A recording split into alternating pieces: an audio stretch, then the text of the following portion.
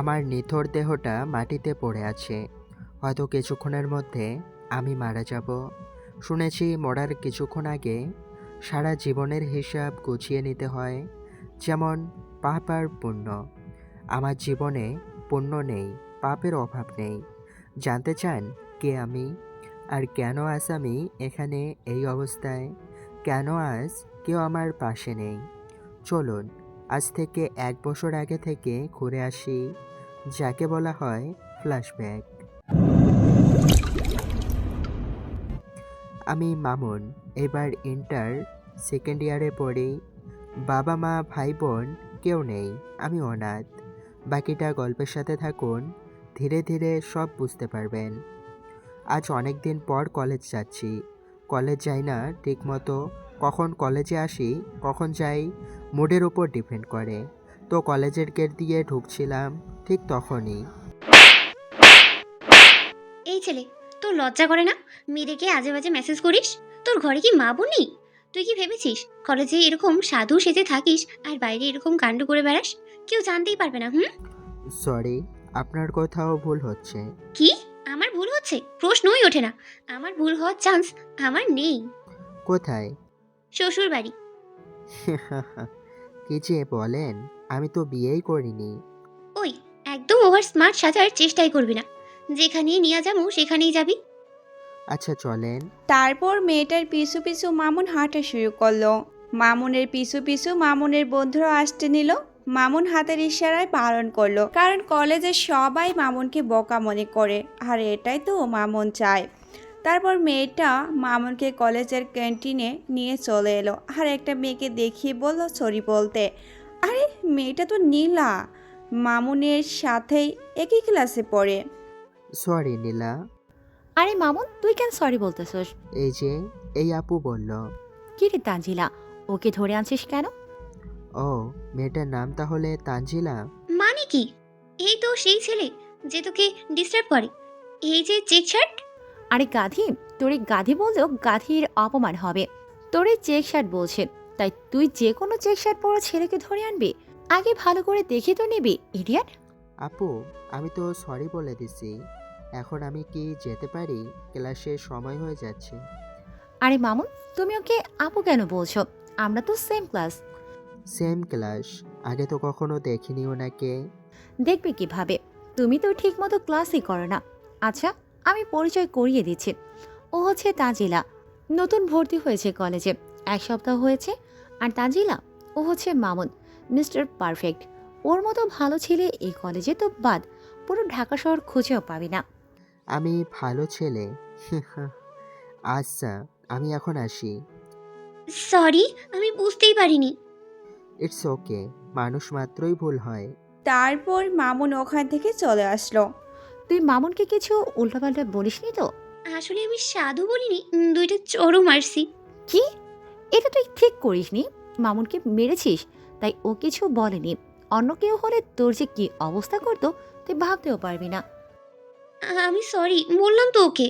হুম, তাও তুই কাজটা ঠিক করিসনি। চল ক্লাসে যাই। মেয়েটা খুব সুন্দর, যে কেউ দেখে প্রেমে পড়ে যাবে। না, আমার এসব ভাবা মানায় না। আমার এই নষ্ট জীবনে কাউকে জড়াতে চাই না। এসব ভাবতে ভাবতেই ক্লাসের সামনে এসে গেছে। যখনই ক্লাসে ঢুকতে যাবে তখনই পিছন থেকে মামুনকে কেউ টেনে কলেজের মাঠে নিয়ে এলো। কে নিয়ে এলো তা দেখার জন্য পিছনে তাকালো। পিছনে তাকাতেই মামুন অবাক। পিছনে ফিরে তাকাতেই মামুন যেটা ভেবেছিল সেটাই হলো। মামুনকে যে টেনে এনেছে সে আর কেউ নয়, সে হলো মেহেদি। মেহেদিকে তো আপনারা চেনেন না। দাঁড়ান বলছি, মেহেদি হচ্ছে বড়লোক বাপের বকাটে ছেলে। কলেজের সবাই ওকে ভয় পায়। বড়লোক বাপের ছেলে এই জন্য না, কারণ ওর বিরুদ্ধে কেউ কথা বলে তার ঠিকানা হয় হসপিটালে। বাবার টাকার পাওয়ার আছে, তাই পুলিশে কমপ্লেন করে লাভ নেই। তাই সবাই মুখ বুঝে তা সহ্য করে। আর মেহেদি নীলাকে পাগলের মতো ভালোবাসে, কিন্তু নীলা ওকে পাত্তাই দেয় না। নীলা মামুনের সাথে খুব ফ্রি, ভাই বোনের মতো। কিন্তু মেহেদির ভাবনা যে নীলা মামুনকে ভালোবাসে, তাই রোজকার মতো আজও মামুনের ক্লাস করা হবে না। কিরে, তোর অনেক তেল হয়েছে না? শরীরের চর্বি বেশি হইয়া গেছে।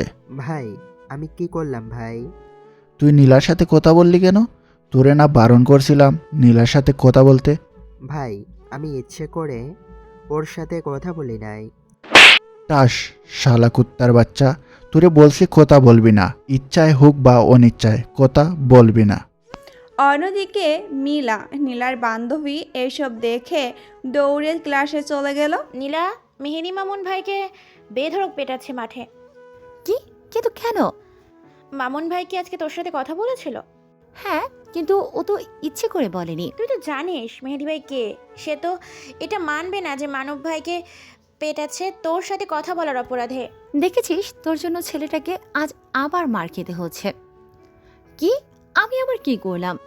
তুই সকালে ওকে যদি ভুল করে না নিয়ে আসতি আমার কাছে, তাহলে ছেলেটা মার খেত না আজ। তোরা ঝগড়া করিস আগে, মামুন ভাইকে বাঁচা, নাহলে মেহেদি ওকে মেরেই ফেলবে আজ। তারপর ওরা সেখানে আর এক মুহূর্ত দাঁড়িয়ে না থেকে দৌড়ে কলেজের মাঠে চলে এলো। কিন্তু ততক্ষণে অনেকের দেরি হয়ে গেছে। মামুনের অবস্থা একেবারে বেহাল। মামুনকে মাটিতে ফেলে সবাই ইচ্ছে মতো মেরেছে। মামুনের নাক মুখ দিয়ে পানির স্রোতের মতো রক্ত ঝরছে। তবু তাদের মামুনের প্রতি কোনো মায়াই হচ্ছে না। এটা দেখে তানজিলা মেহেদিকেই বলল, এই মেরে ফেলবি নাকি ছেলেটাকে? তোদের কি দয়া মায়া নাই? অকারণে একটা ছেলেকে মারছিস। মারছি একে, তোরে তো জ্বলছে কেন? বলেই তানজিলা কষে একটা চর মারলো। তখন নীলা এসে মেহেদিকে একটা চর মারে আর বলে, এই, তোকে আর কতবার বলবো আমি তোকে ভালোবাসি না। বিনা কারণে মামুন ভাইকে কেন কষ্ট দিস তোরা? আর যদি কখনো মামুন ভাইয়ের পেছনে লাগিস তাহলে আমার থেকে খারাপ কেউ হবে না, বলে দিলাম। এই চল, মামুন ভাইকে হসপিটালে নিয়ে যেতে হবে। থাক বোন, আমার জন্য তোমাকে আর কিছু করতে হবে না। তুমি যখনই আমার উপকার করতে চাও তখনই হিতে বিপরীত হয়। এই বলে সেখান থেকে চলে এলো মামুন। কলেজের গেট থেকে বের হয়ে আশেপাশে তাকিয়ে দেখলো কেউ আছে নাকি। না, কেউ নেই। মামুন গিয়ে তার গাড়িতে উঠে বসলো। তখনই মাসুম বলল, ভাই, আপনি শুধু একটা ইশারা করলে ওই মেহেদিকে জমের বাড়ি পাঠিয়ে দিব। আপনি খালি বলেন ভাই। মাসুম, গাড়ি স্টার্ট দে। তারপর গাড়ি চলতে লাগলো তার আপন গতিতে। মামুন একটা সিগারেট ধরালো।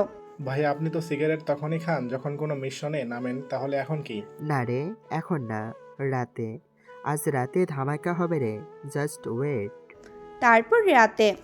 তারপর রাতে মামুন তার মেসে চলে এলো। মামুনকে দেখে হৃদয় বলে উঠল, কিরে, তোর এই অবস্থা কেন? আজ আবার মেহেদি তোকে মেরেছে? কেন সহ্য করিস এসব তুই?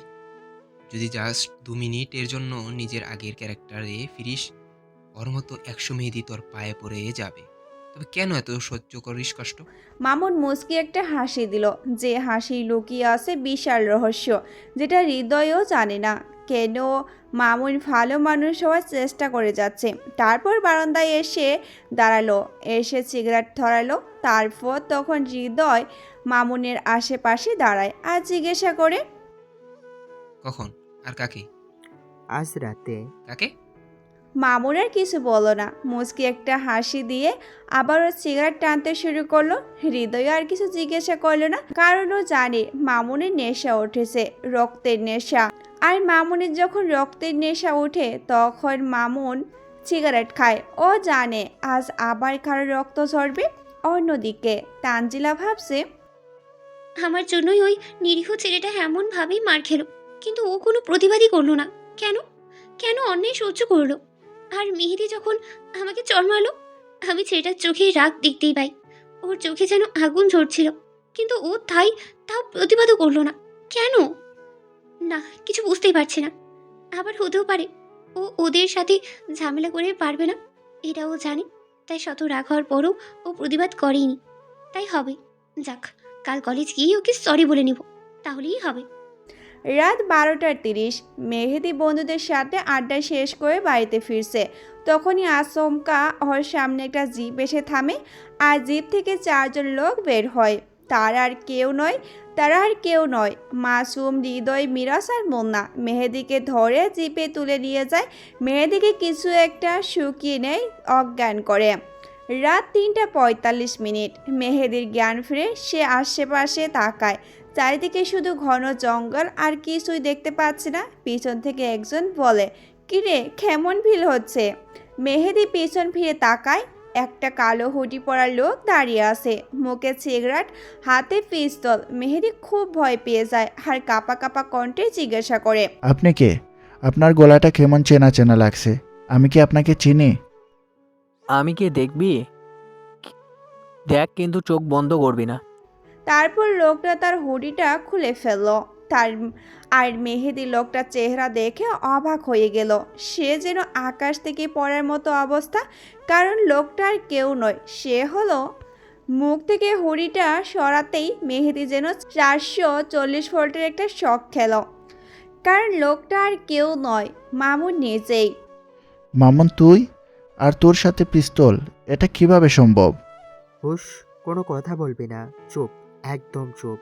আর শুধু আমি বলবো, আমি মামুন নই, আমি হলাম Abdullah, the secret devil, king of mafia world.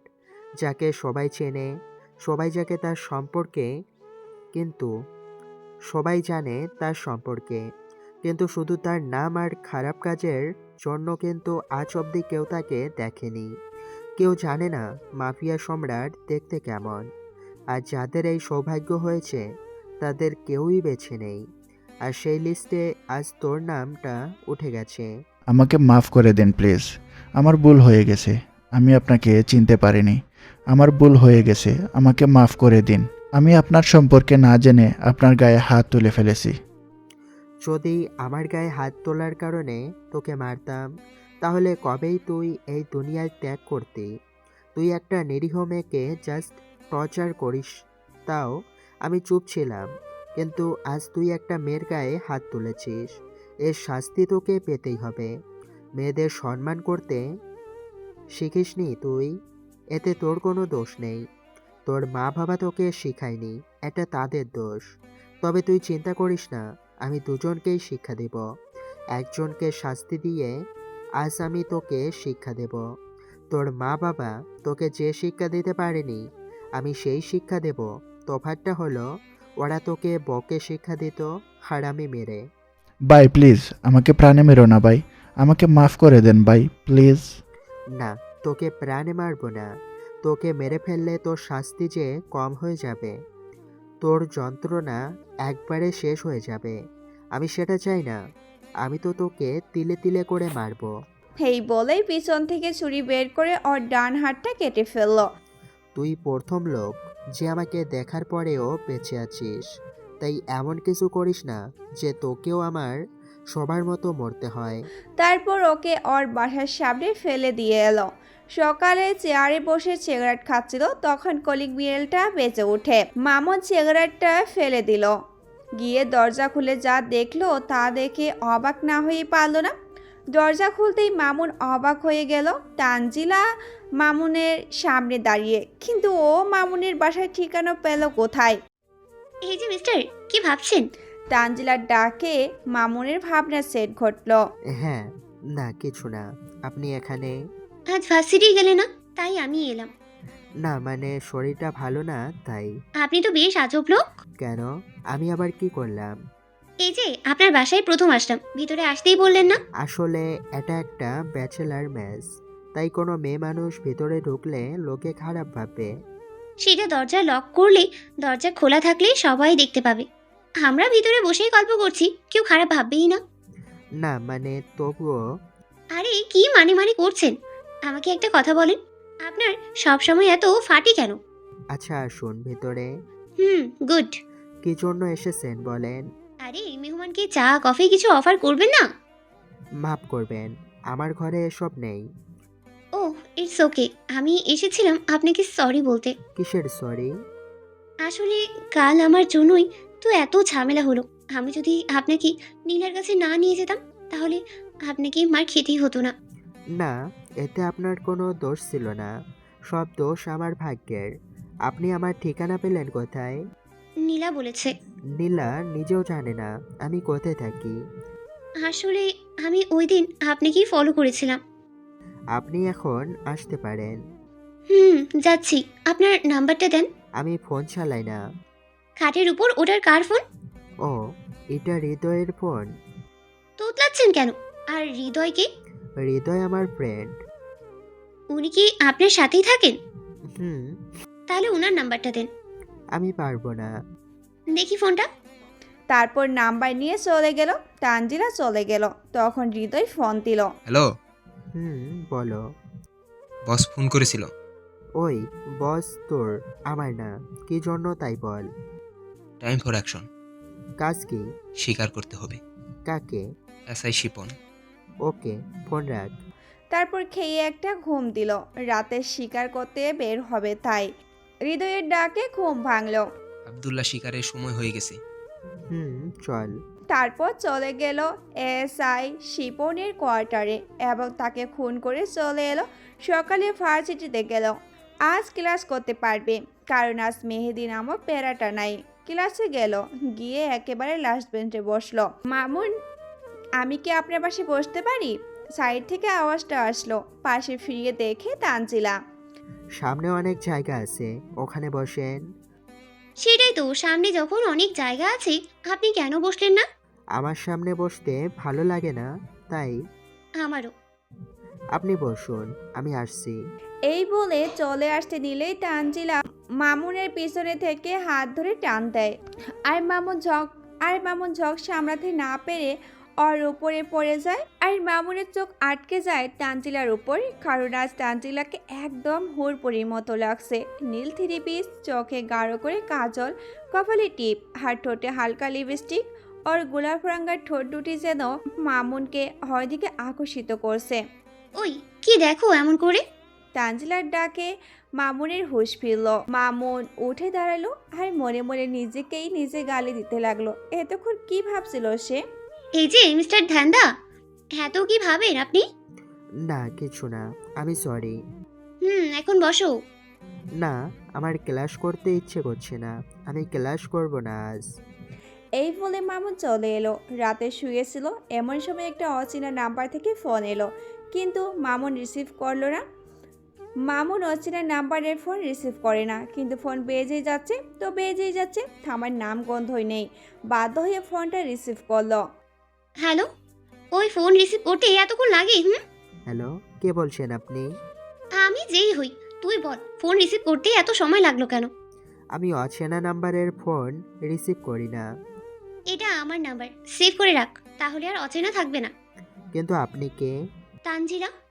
Mamun সাথে সাথে ফোন কেটে দিল আর ফোন বন্ধ করে দিল, যাতে আর কোনো ফোন দিতে না পারে। পরের দিন সকালে ভার্সিটিতে গেল, আর গিয়ে মামুন যা দেখলো তা তো পুরোই টাকসি খেয়ে গেল। পরের দিন মামুন ভার্সিটিতে গেল, গেট দিয়ে ঢুকতেই মামুনের মাথায় গোলাপের পাপড়ি ছড়তে শুরু করলো, একদম ফিল্ম স্টাইলে।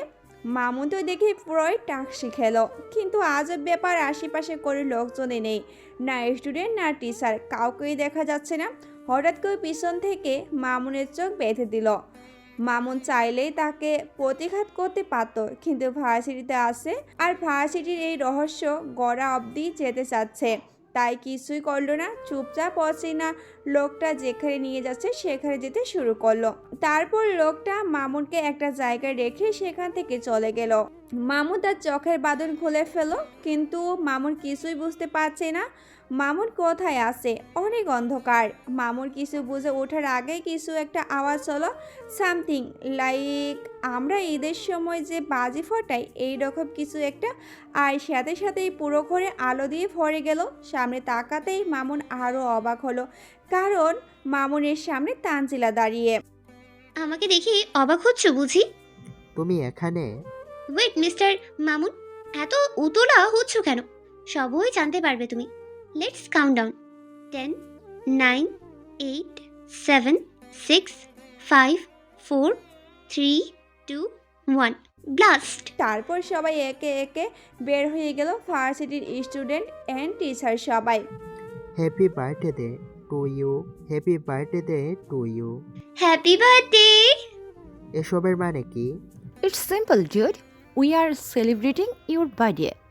How told you to celebrate my birthday, damn ইট।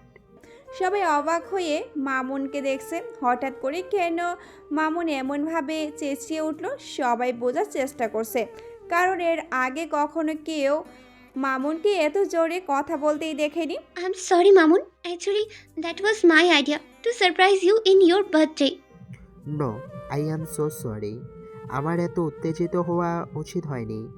আসলে কেউ একজন আমাকে চোখ বেঁধে নিয়ে এসেছে, তাই আমি ভয় পেয়ে গেছিলাম। তারপর মানে এত কিছু সব কিছু মানে কিভাবে কি হচ্ছে আমি কিছুই বুঝতে পারিনি। It's okay, let's celebrate. তারপর আজ আর ক্লাস হলো না। পার্টি শেষে বাড়ি ফিরলো। পিছন থেকে তানজিলা ডাক দিল। বাড়ি যাচ্ছ? হুম। Let's walk together. ওকে। তারপর দুজন হাঁটতে হাঁটতে একটা নদীর কিনারে এসে পৌঁছালো। Let's sit here. No thanks, I would like to go home. আরে ইয়ার, বাড়ি তো আমিও যাব। 5 মিনিট এখানে বসে, ট্রাস্ট মি, তোমার কোনো লস হবে না। ওকে। তারপর দুজন একটা বেঞ্চে গিয়ে বসলো। তুমি জানলে কি করে আজ আমার বার্থডে? 2 সপ্তাহ আগে তোমাকে ফেসবুকে রিকোয়েস্ট পাঠাইছি, এখনো অ্যাকসেপ্টই করো নাই। ও, হুম। এখন উঠি, বাড়ি গিয়ে রান্না করতে হবে। কেন, রান্না করার লোক নেই? না, আমি ব্যাচেলার্স, হোস্টেলে থাকি, সেখানে কোনো মহিলা অ্যালাউ করে না। ও, হুম।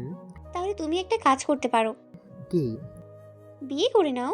মামুন আর কিছু বলল না, শুধু একটা মুচকি হাসি দিয়ে চলে গেল। তানজিলা অবশ্যই পিছন থেকে অনেকবার ডেকেছিল, কিন্তু মামুন পিছনে ফিরে তাকায়নি, কারণ পিছন ফিরে তাকালে মায়ায় পড়ে যাবে তাই। রাতে খেয়ে দিয়ে শুয়ে আসে, ঘুমের রাজ্যে পা দিবে এমন সময় মামুনের ফোনটা কান্না শুরু করলো। মানে ফোন এসেছে, স্ক্রিনে তাকিয়ে দেখি তানজিলা রিসিভ করলো। হ্যালো। হ্যালো, কি করছো? কাবাডি খেলতেছি, আপনি খেলবেন? কি মানে, বুঝলাম না। রাত 12টা বাজে, ফোন দিয়ে একে তো ঘুমের 12টা বাজাইলেন, আবার জিগান কি করি? সরি, আসলে তোমার সাথে কথা বলতে খুব ইচ্ছে করছিল। এত রাতে? রাত যত বাড়ে ভালোবাসা তত গভীর হয়। মানে? না কিছু না, bye, good night. Hello. Phone কেটে দিছে। মামুনের ঘুম পাচ্ছে। মামুন ঘুমের রাজ্যে পাড়ি জমালো। সকালে ঘুম ভাঙলো কলিং বেলের আওয়াজে। দরজা খুলে দেখে তানজিলা। তুমি এত সকালে এখানে? ভার্সিটি যাবে না? সে তো অনেক দেরি। খাবার নিয়ে এসেছি তোমার জন্য, ফ্রেশ হয়ে খেয়ে নাও। আপনি আমার জন্য এত কিছু কেন করছেন? কারণ তোমাকে খুব ভালোবেসে ফেলেছি। What? Yes, I am in love with you, I love you. Sorry, কিন্তু আমি তোমাকে ভালোবাসতে পারবো না, মাফ করো। এই বলে মামুন দরজা লাগিয়ে দিল। তানজিলা অনেকবার নক করেছে, মামুন খুলেনি। তুমি দরজা খুলবে না তাই তো? ঠিক আছে, খুলতে হবে না তোমাকে। তবে তুমি একটা কথা ভালো করেই জেনে রাখো, আমি তোমাকে ভালোবাসি নিজের জীবনের থেকেও বেশি। তোমার জন্য আমি সব করতে পারি, সব। আমি তোমার পিছে আসবো, তোমাকে ছুটে আসতে হবে আমার কাছে, তুমি দেখে নিও। তারপর মামুন ফ্রেশ হয়ে ভার্সিটির দিকে রওনা হলো। পথে একটা টাঙে বসে 1 কাপ চা আর একটা ভন রুটি খেয়ে ভার্সিটিতে গেল, কিন্তু তানজিলাকে কোথাও দেখতে পেল না। একটা ক্লাস করার পর আর ভালো লাগে না, তাই বাড়িতে ফিরছিল। তখন একটা ফোন আসে, আর ফোনে যা বলল তা শুনে যেন মামুনের মাথায় আকাশ ভেঙে পড়ল। কলেজ থেকে ফিরছিল, তখনই মামুনের ফোনটা বেজে উঠল। মিরাজ ফোন করেছে, রিসিভ করলো। হ্যালো। হ্যালো ভাই, আপনি কোথায়? কলেজে। কেন, কোনো সমস্যা হয়েছে নাকি? তুমি এখনই হসপিটালে চলে আসেন, কেন, কি হয়েছে? আপনি আসলে জানতে পারবেন। ওকে। তারপর মামুন হসপিটালে গেল, গিয়ে দেখে মিরাজ বাইরে বসে আছে। কিরে, এখানে এভাবে কেন বসে আছিস? আর আমাকে এখানে কেন ডেকেছিস? ভাই, আপনি তানজিলা নামে কাউকে চেনেন? হুম, কেন? She committed suicide. What? Yes, and before she became senseless, she was searching you and she gives me your phone number. That's why I called you. Where is she? She is in ICU. Operation শেষ হওয়ার পর doctor বের হয়ে এলো। Doctor Tanzila কেমন আছে? She is out of danger, but before 72 hours, we cannot say anything. ওকে। তারপর দেখতে দেখতে 24 ঘন্টা পার হয়ে গেল। বাইরে বেঞ্চে বসে থাকতে থাকতে কখন যে ঘুমিয়ে গেছে বলতে পারবো না। ঘুম ভাঙলো মিরাজের ডাকে। ভাই ভাই, হুম। ভাবির জ্ঞান ফিরেছে। ভাবি? কে ভাবি? তানজিলা ভাবি? তানজিলা তোর ভাবি হলো কবে? কি বলেন ভাই, আপনি তানজিলার স্বামী নন? না। তাহলে যে ওডিতে যাওয়ার সময় উনি বললেন উনি আপনার স্বামী? তারপর রুমে গেল। মামুনকে দেখে উঠে বসতে নিলে মামুন বারণ করলো। আরে কি করস? ওঠার দরকার নেই, শুয়ে থাক। এমনটা কেন করলে? আমি কিছু জিজ্ঞেস করছি, কানে কথা যায় না? আমার কি দোষ? তোমাকে যে বড্ড ভালোবেসে ফেলেছি। কেন? আমি ছাড়া কি দুনিয়াতে আর কোনো ছেলে নেই? ছেলে অনেক আছে, কিন্তু তোমার মতো কেউ নেই। দেখো, আমার সম্পর্কে তুমি কিছুই জানো না। আমার থেকে অনেক ভালো ছেলে পাবে তুমি। আমার তোমার থেকে ভালো কাউকে চাই না, আমার তোমাকেই চাই। তুমি কি জানো আমি কে, কি আমার পরিচয়? আমার মধ্যে কোনো ইমোশন নেই, কোনো ফিলিংস নেই। ও তাই বুঝি? তাহলে আমার অ্যাক্সিডেন্টের খবর শুনে কেন আমার কাছে ছুটে এলে? কেন তোমার চোখে পানি? যদি তোমার ইমোশন নাই থাকে, যদি ফিলিংস না থাকে, কি হলো বলো? মামুন আর কিছু বলতে পারেনি, শুধু বাহিরে চলে গেল। তারপর আর তানজিলার সাথে কন্ট্যাক্ট করেনি। এক সপ্তাহ পর তানজিলা ভার্সিটিতে আসে। মামুন গাছের নিচে বসেছিল তখন। এই, তুমি সেই দিন আমার জবাব না দিয়ে চলে আসলে কেন? জানি না, আমার সাথে কন্ট্যাক্ট করনি কেন? কারণ আমি তোমাকে ভালোবাসি না। কেন? আমার এই জীবনে তোমাকে জড়াতে চাই না। আমার সম্পর্কে জানলে তুমি আমাকে ঘৃণা করবে। ভালোবাসা তো দূরের কথা, ভালোবাসা থাকবে না। কি জানার আছে তোমাকে? কে তুমি? তারপর আমি যা বললাম তা শোনার জন্য তানজিলা মোটেও প্রস্তুত ছিল না। I am devil, the king of mafia world. জোকটা খুব ভালো ছিল, বাট এখন প্রেম করার মুডে আছি। হাসি পাচ্ছে না, পরেই হেসে নিব। এখন বলো, বিয়ে কবে করবি আমায়? তানজিলা, আমি সিরিয়াস, মজা করছি না আমি তোমার সাথে। মজা না তো কি? আমিও বলতে পারি আমি সিআইডি চিফ তোমাকে ধরতে এসেছি। পাগল বলে কি হয় নাকি? কোথায় ডেভিল আর কোথায় তুমি? আমি শুনেছি ডেভিল খুব হিংস্র, আর তুমি কেমন মাসুম চেহারা। তুমি তো কাউকে একটা চর অব্দি মারোনি তোমার লাইফে। আর ডেভিল সে তো রোজ একটা করেই মার্ডার করে। আমার মাসুম চেহারা দেখে ধোঁকা খেয়ে গেলে? জানো, দুনিয়াতে সবচেয়ে বড় হাতিয়ার হচ্ছে এই মাসুম চেহারা। আমি দেখতে সুইট, ইনোসেন্ট, চকলেট বয় টাইপের, কিন্তু আমি খুব হারামি টাইপের। তারপর আমার ব্যাগে রাখা পিস্তলটা বের করে ওকে দেখালাম। ও ভয় পেয়ে পিছিয়ে গেল। কি, ভয় পেয়ে গেলে? ইস, ভয় পাবো কেন? খেলনা পিস্তল দেখিয়ে পিচ্ছি পোলাপাইনদেরই ভয় দেখানো যায়, এই তানজিলাকে না। তাই নাকি? তাহলে ট্রিগারটা চেপে দিই, দেখি খেলনা নাকি আসল। আমার চেহারায় হিংস্রতা জেগে উঠেছে, তাই দেখে তানজিলা ভয় পেয়ে যায়। এই না, হ্যাঁ এমন করো না। আমি তো তোমার কোনো ক্ষতিই করিনি, তাহলে আমাকে কেন মারবে?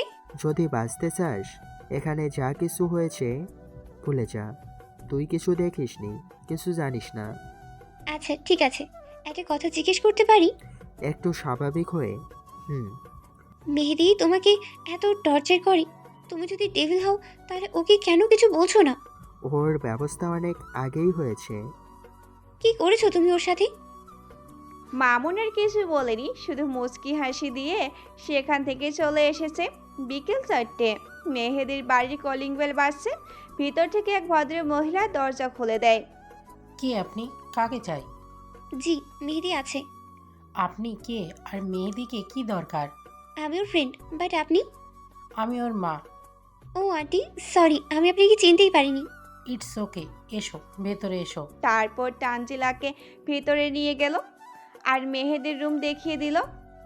আপনি এখানে? ভয় পেও না, আমি ডেভিলের গ্যাংয়ের কেউই না। আমি তানজিলা হক, আইপিএস স্পেশাল ব্যাচ। তো আপনি এখানে কি চান? দেখো, তুমি যদি ওর বিরুদ্ধে সাক্ষী দাও, আই প্রমিস ওকে কেউ বাঁচাতে পারবে না। ওকে শাস্তি পেতেই হবে। তুমি একমাত্র ওকে দেখেছো, ওকে চেনো, প্লিজ না করো না। না না, আমি কিছু জানি না, আমি কিছুই দেখিনি।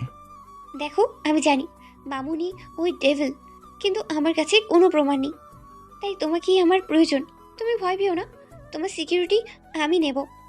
তারপর মেহেদিকে অনেক রিকোয়েস্ট করার পর ও রাজি হয় মামুনের বিরুদ্ধে সাক্ষী দিতে, এবং তানজিলাকে সব বলে দেয় আমার বিরুদ্ধে। এদিকে তানজিলার পাগলামো দেখে মনে মনে মাহমুনকে ভালোবাসতে শুরু করে। রাতে বিছানায় শুধু এপাশ ওপাশ করছিল, তখনই তানজিলার ফোন এলো। হ্যালো, বলো। কালকে ভার্সিটি যাব না। কেন? কাল তোমাকে নিয়ে পুরো শহরটা ঘুরে দেখতে চাই। ঘুরবে প্লিজ? সেটা না হয় কাল দেখা যাবে। কাল ভার্সিটিতে একটু তাড়াতাড়ি এসো। এই, তোমার শরীর ঠিক আছে? হ্যাঁ, কেন? না, কথা বলার সুরটা পাল্টে গেছে, তাই জিজ্ঞেস করলাম। আর আজ এত রাতে ফোন দিলাম, রাগ করলে না? আজ ঘুম ধরেনি তাই। কেন? কেউ একজন স্বপ্নে এসে ঘুমটা ভেঙে দিয়ে উড়ে গেছে। কে এসে? উপরওয়ালা ব্রেন দিছে ভাবার জন্য। ভাবতে থাকুন, না পারলে কাল সকালে আমি বলে দিব। এখন বাই। বলে ফোন কেটে দিল। সকালে ঘুম থেকে উঠে ফ্রেশ হয়ে ভার্সিটিতে যাওয়ার জন্য রওনা দিল। ভার্সিটির পৌঁছে দেখে তানজিলা আগেই এসে বসে আছে। তানজিলা আজ শাড়ি পরেছে, খুব সুন্দর লাগছে ওকে। নীল শাড়ি, নীল চুড়ি, ঠোঁটে হালকা করে লিপস্টিক, গোলাপি রঙের কপালের নীল টিপ, চোখে চিকন করে কাজল। এক কথায় যেন আসমান থেকে পরি নেমে এসেছে। এই যে মিস্টার, এমন ড্যাপ ড্যাপ করে তাকিয়ে আছেন কেন? হ্যাঁ, জীবনে কখনো কি মেয়ে দেখেন নাই? হ্যাঁ, কিছু বলছেন আমায়? আমি যেন কোনো একটা ঘোর থেকে বের হয়ে এলাম। তানজিলা ধাক্কা দেওয়ায়। লও ঢালা, কখন থেকে আপনাকে ডেকেই চলেছি, আপনার কোনো হুঁশই নেই। না মানে আসলে হয়েছে কি, আসলে আমি বলতে চাচ্ছিলাম যে মানে থাক, আর বলতে হবে না। আজকে সারাদিন লাগবে আপনার বলতে। এখন বলেন, আমাকে তাড়াতাড়ি কেন আসতে বলেছেন? তোমার কি কিছু বলার আছে? বলো। চলো কোথাও বসে কথা বলি। চলো ওই গাছের নিচে যাই। না, একটু পর ভার্সিটির সবাই এসে পড়বে।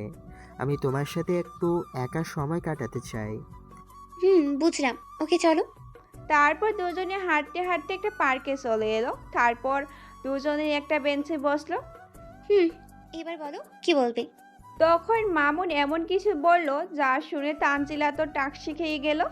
এই শোনো না, প্রতিদিন ভালোবাসার নতুন নতুন গল্প পেতে ও শুনতে চাইলে আমাদের আলোর ডায়েরি চ্যানেলটি সাবস্ক্রাইব করে পাশে থাকা বেল আইকনটি বাজিয়ে দিও, কেমন? তারপর আমি বলতে শুরু করলাম। কথাটা কিভাবে বলবো বুঝতে পারছি না, তবে না বলেও থাকতে পারছি না। কলেজে প্রথম যেদিন তোমাকে দেখেছি সেদিন আমি তোমার উপর ক্র্যাশ খেয়েছি। তারপর তোমার সাথে বন্ধুত্ব, তোমার আমার প্রতি করা পাগলামি, এগুলোর মাঝে কখন যে তোমাকে ভালোবেসে ফেলেছি আমি নিজেও জানি না। কিন্তু আমি কখনো চাইনি যে তুমি জানতে পারো আমিও তোমাকে ভালোবাসি। কারণ আমার মতো ছেলের স্বপ্ন দেখা বারণ। আমার জীবনের কোনো নিশ্চয়তা নেই, যে কোনো সময় আমার মৃত্যু হতে পারে, হয় পুলিশের গুলিতে, আর না হয় আমার কোনো শত্রুর চাকুর আঘাতে। আর যদি আমাকে পুলিশ ধরতে পারে তাহলে ফাঁসি নিশ্চিত। তাই আমি কখনো চাই না যে আমার এই অনিশ্চিত জীবনে তোমাকে জড়িয়ে তোমার সুন্দর জীবনটা নষ্ট করে দিতে। তাই তোমাকে আমি এটা বলার জন্য এখানে একা ডেকেছি। আমাকে তুমি ভালোবাসো, এটা তোমার চোখেই প্রকাশ পায়। আমিও তোমাকে ভালোবাসি, কিন্তু আমার পক্ষে তোমাকে জীবন সঙ্গী করা সম্ভব নয়। ভালো থেকো। বলে সেখান থেকে চলে এলাম। নিজের চোখের পানিকে ধরে রাখার অনেক চেষ্টা করেছি, কিন্তু পারিনি। আমি ডেভিল, পুরো মাফিয়া ওয়ার্ল্ড যার কথায় চলে সে আমি। আজ কান্না করছি, তাও একটা মেয়ের জন্য। লোকে শুনলে হাসবে, কিন্তু আমার প্রশ্ন, মাফিয়া বলে কি তারা মানুষ না? তাদের কি মন থাকে না? তাদের মনে কি কোনো ইমোশন নেই? পাঠক ভাইয়েরা এবং বোনেরা, প্রশ্ন আপনাদের জন্য, উত্তরটা দেবেন আশা করি। অন্যদিকে